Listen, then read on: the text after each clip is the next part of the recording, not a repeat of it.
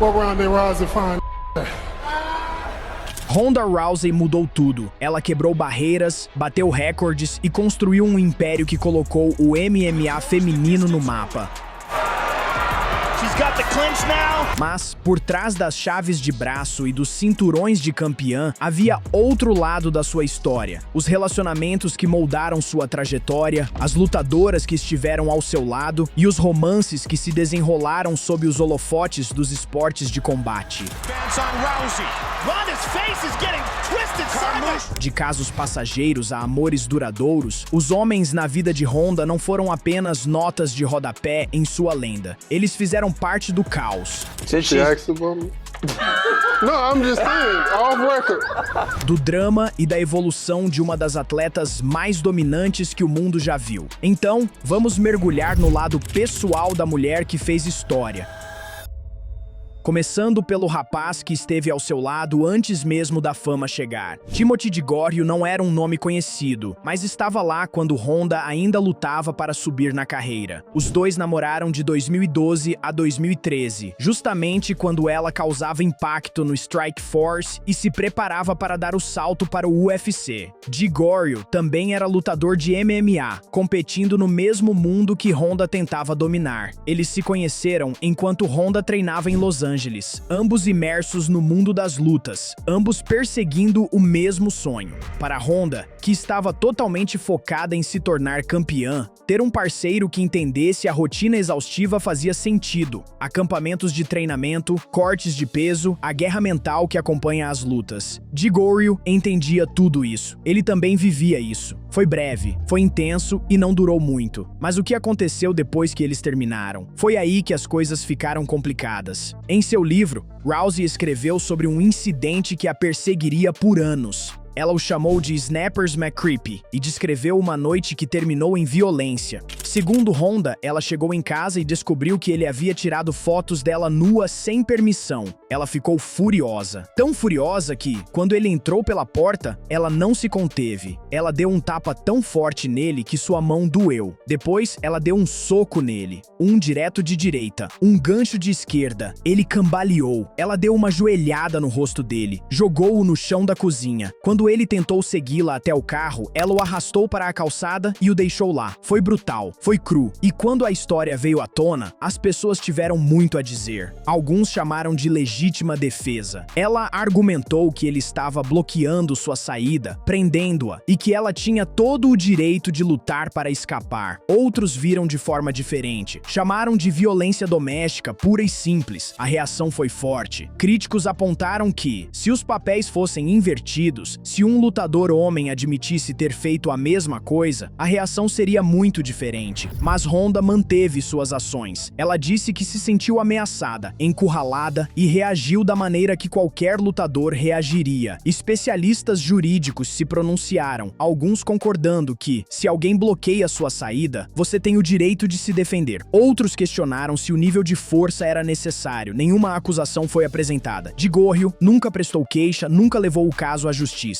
E, eventualmente, a história ficou para trás, mas deixou uma marca. Tornou-se um daqueles momentos que as pessoas mencionam quando falam sobre o passado de Ronda. Uma daquelas coisas que complicaram seu legado. Para Ronda, porém, foi apenas mais uma luta, mais um obstáculo, mais um capítulo que ela precisava encerrar antes de seguir em frente. E seguir em frente ela seguiu. Entra em cena Brendan Schaub. Se você achou que a situação com DeGorrio era complicada, prepare-se, porque essa aqui é ainda mais complicada. Ronda e Brendan começaram a namorar em 2013, bem na época em que ela estava se tornando uma superestrela. O UFC estava promovendo-a intensamente, transformando-a no rosto do MMA feminino, e a atenção era insana. Schaub era um peso pesado do UFC, um cara que havia participado do The Ultimate Fighter e estava tentando construir seu próprio legado no octógono. Ele não era campeão, mas era aguerrido, tinha poder de nocaute e estava fazendo seu nome. Eles se conheceram enquanto treinavam treinavam na Gracie Jiu-Jitsu Academy, em Torrance, Califórnia. Mesma academia, mesma rotina, mesmo mundo. Por um tempo, parecia que eles formavam um bom casal. Dois lutadores, ambos ambiciosos, ambos lutando para chegar ao topo. Mas, por baixo da superfície, rachaduras estavam se formando. Mas isso não durou. Em julho de 2014, eles terminaram. E Schaub tinha muito a dizer sobre isso. Em uma participação em 2015 no The Joe Rogan Experience,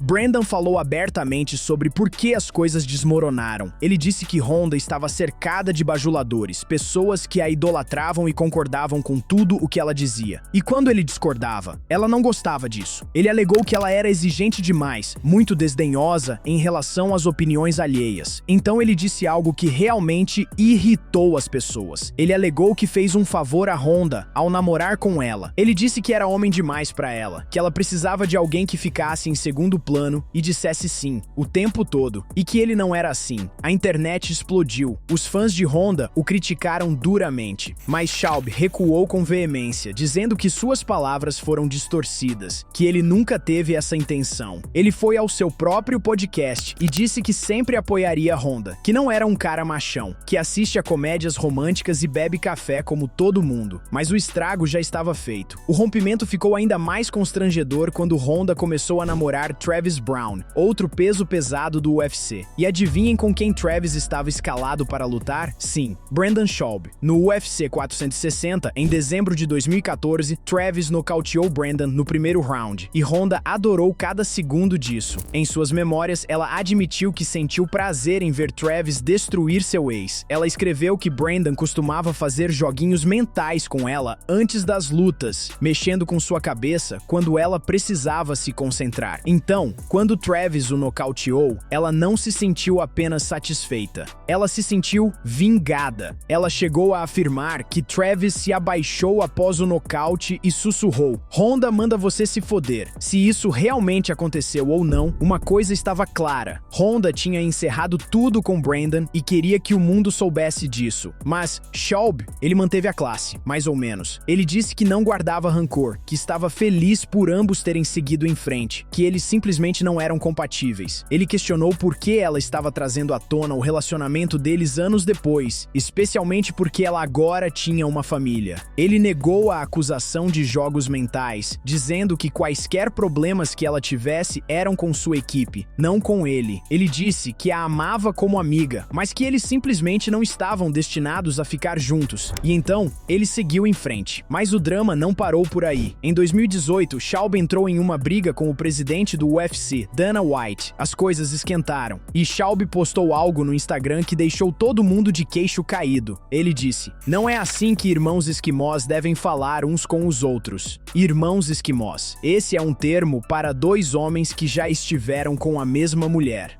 As pessoas imediatamente começaram a especular. Será que Schaub estava sugerindo que Dana White tinha tido um caso com Honda? Os boatos se espalharam como fogo, mas nada foi confirmado. E eventualmente tudo acabou. Ainda assim, isso acrescentou mais uma camada à saga de Brandon Schaub. Mais uma reviravolta na complicada teia dos relacionamentos passados de Honda. E enquanto Brandon continuava com seu podcast e construía sua carreira na comédia, Honda já tinha seguido em frente com o homem que se tornaria seu marido. Travis Brown era diferente. Ele não era apenas mais um lutador com quem Honda namorou. Ele se tornou seu parceiro, seu porto seguro e, eventualmente, o pai de seus filhos. Os dois confirmaram o relacionamento em outubro de 2015 e, desde o início, ficou claro que não se tratava apenas de um caso passageiro. Era algo real. Era para sempre. Travis, um imponente peso pesado do UFC do Havaí, treinava na mesma academia que Honda, o Glendale Fighting Club, em Los Angeles. Eles já eram companheiros de equipe há algum tempo, cruzando caminhos durante os treinos, observando um ao outro se preparar para as lutas. Mas foi só no verão de 2015 que as coisas se tornaram românticas. Honda estava saindo de um dos períodos mais difíceis de sua carreira, lidando com a pressão de ser a maior estrela do esporte, e Travis estava lá, sólido, firme, alguém que entendia o que ela estava passando porque ele também vivia isso. E quando se envolveram, Travis não amenizou as coisas. Em uma entrevista entrevista com Ariel Helwani, ele disse: "Namorar é coisa de criança. Ela é minha mulher e eu sou o homem dela. Não tem essa de namorado, namorada. Estamos juntos." Esse era o Travis, direto, sem joguinhos, de cabeça. Mas o relacionamento deles não começou sem polêmica. Quando surgiram os primeiros rumores de que Honda e Travis estavam se encontrando, Travis ainda era legalmente casado com sua segunda esposa, Jenna Renee Webb, e as coisas ficaram feias rapidinho. Webb postou fotos no Instagram mostrando hematomas no corpo, acusando Travis de violência doméstica. O UFC abriu uma investigação. Travis foi suspenso por 1 mês enquanto investigavam o caso, mas a investigação não deu em nada. Nenhuma acusação foi apresentada e Travis foi reintegrado. Ele sempre negou as acusações e Webb nunca apresentou queixa. Ainda assim, a sombra dessas acusações permaneceu. Algumas pessoas questionaram Honda por se envolver com alguém que enfrentava esse tipo de acusação. Mas Honda permaneceu ao lado dele, e quando eles tornaram público o relacionamento, ela deixou claro que acreditava nele. Os dois ficaram noivos em abril de 2017, depois que Travis a pediu em casamento sob uma cachoeira na Nova Zelândia. Honda brincou mais tarde dizendo que ele tinha um discurso inteiro preparado, mas naquele momento, tudo se resumiu a alguns pontos-chave. "Estamos na Nova Zelândia, estamos debaixo de uma cachoeira, você quer se casar comigo?" E ela disse sim. Eles se casaram no Havaí em agosto de 2017, poucos meses após o noivado. Foi uma cerimônia descontraída, fiel às raízes havaianas de Travis.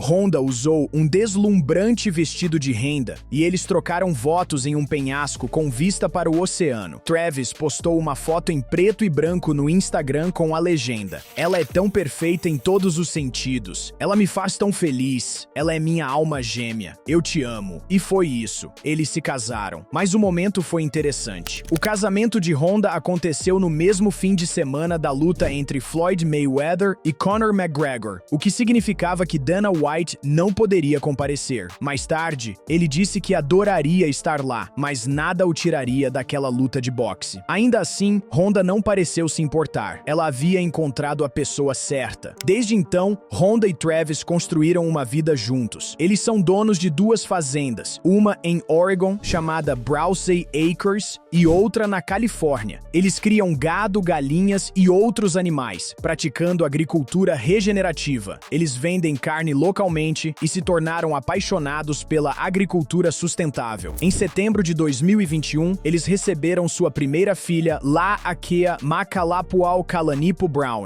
e em janeiro de 2025, tiveram sua segunda filha, Likoula Pauoma Hina Kaipira Brown. Travis também tem 2 filhos do primeiro casamento, Keawe e Kaleo, que jogam futebol americano. A família é muito unida, e Honda disse que planeja se mudar para o Havaí com Travis assim que os meninos se formarem no ensino médio. Eles querem abrir um dojo gratuito para as crianças locais, retribuindo à comunidade e ensinando a próxima geração. Para Honda, Travis representa estabilidade. Ele é a calmaria após a tempestade, o parceiro que esteve ao seu lado durante a aposentadoria, durante a WWE, durante tudo. E embora o relacionamento deles tenha começado com controvérsia, tornou-se uma das partes mais sólidas da vida dela. Mas antes de Travis, havia rumores sobre outra pessoa. Um homem que nunca foi oficialmente confirmado, mas cujo nome continuava aparecendo na mesma frase que o de Honda. E esse homem era um dos lutadores mais dominantes da história do UFC. Jon Jones é um nome que tem peso, um dos maiores lutadores de todos os tempos, um cara que quebrou recordes e reescreveu os livros de história. Uma lenda que dominou a divisão dos meio-pesados por anos, acumulando defesas de título e desmontando todos que colocavam na sua frente. E em determinado momento, as pessoas acharam que ele poderia ter tido algo com Honda. Os rumores começaram a circular por alguns motivos. Primeiro, Jon e Honda eram muito próximos. Eles treinavam juntos às vezes, apoiavam-se publicamente e falavam muito bem um do outro em entrevistas. Tinham um respeito mútuo, daquele tipo que só vem da compreensão do que é preciso para estar no topo desse esporte brutal. Em 2015, quando Jon passava por um dos períodos mais sombrios de sua vida após sua prisão por atropelamento e fuga, Honda estendeu a mão. Ela não mandou apenas uma mensagem rápida. Ela se importava de verdade. Ela mandou várias mensagens para ele. Chegou até a convidá-lo para ficar na casa de praia dela na Califórnia, dizendo: "Você vai superar isso. Se quiser dar um tempo, minha casa é sua." John disse mais tarde que aquele momento ficou gravado na memória dele. Lá estava Honda, no auge da fama, no topo do mundo, e ela estava dedicando tempo para pensar nele durante o momento mais difícil da vida dele. Ele nunca esqueceu isso. Depois, teve a situação com a Holly Holm. John ajudou a treinar a Holly antes da luta dela contra a Honda no UFC 193. E quando a Holly nocauteou a Honda com aquele chute na cabeça, algumas pessoas começaram a ligar pontos que não existiam. John estava apenas fazendo seu trabalho como treinador, ajudando outra lutadora a se preparar. Mas a internet adora uma conspiração, e a ideia de que John e Honda tinham algum tipo de conexão secreta continuou circulando. O maior combustível para o fogo veio de Rampage Jackson.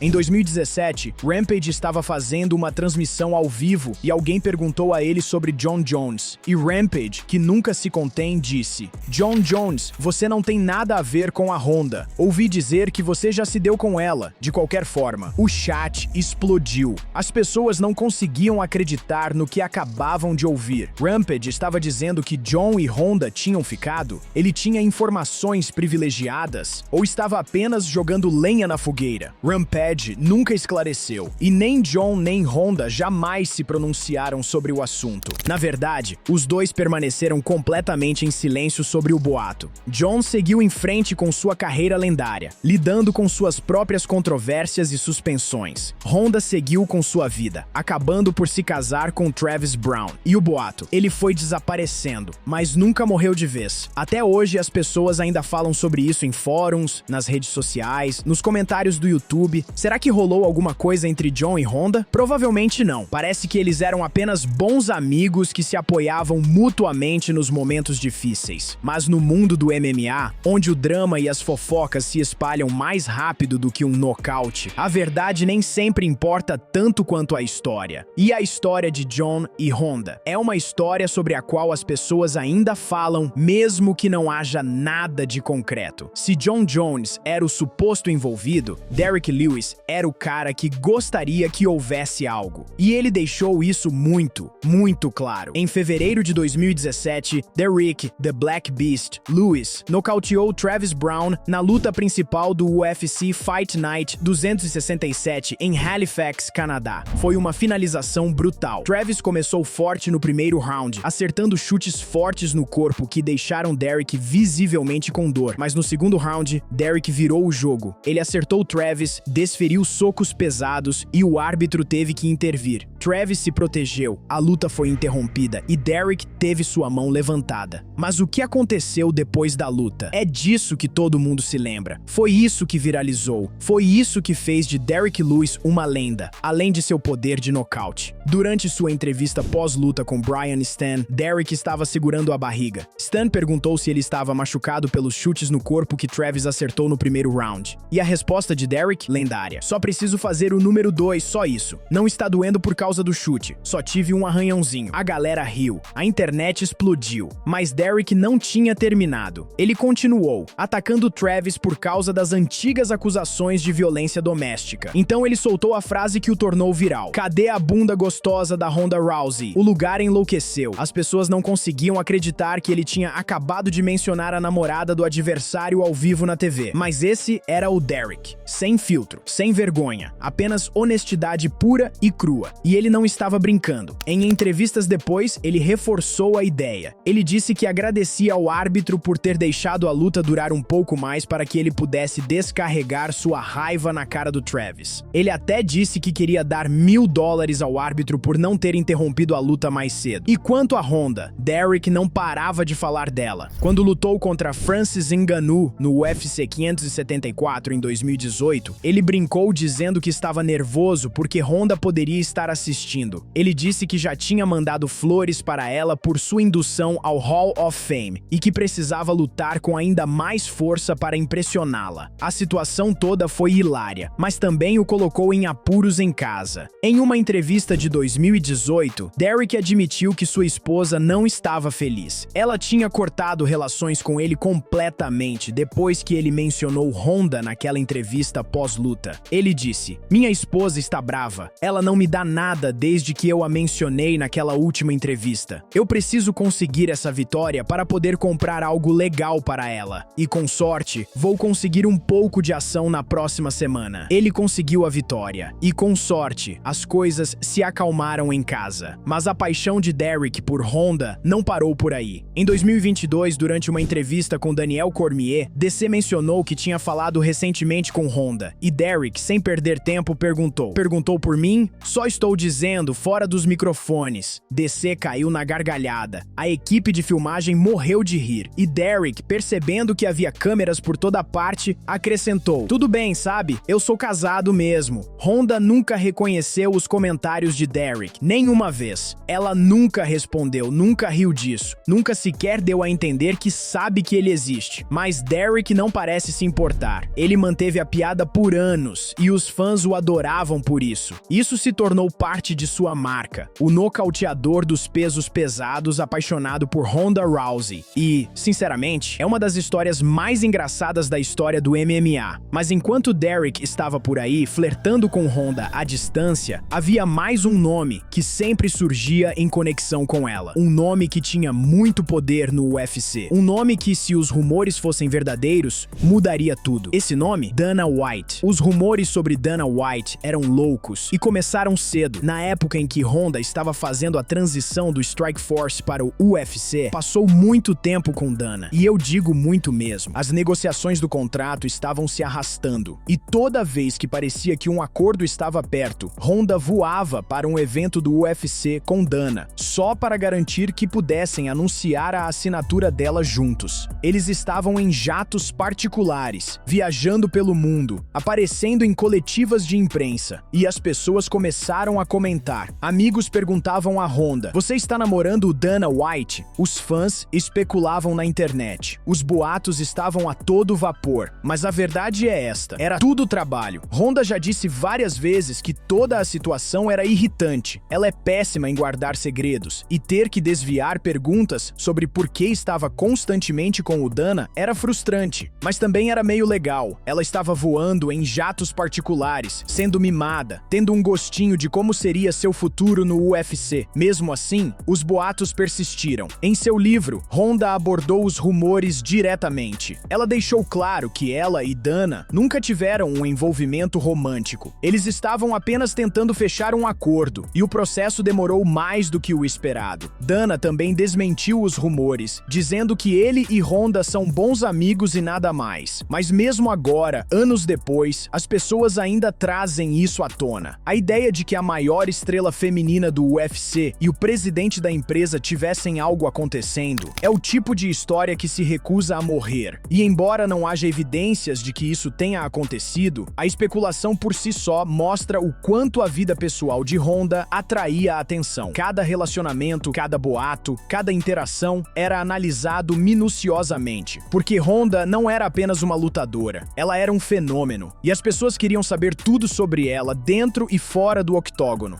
A vida pessoal de Honda era tão intensa quanto sua carreira, e cada relacionamento deixou sua marca. Qual conexão te surpreendeu mais? Deixe sua opinião na seção de comentários, e antes de sair, não se esqueça de curtir este vídeo e se inscrever no MMA Rivals para não perder os próximos.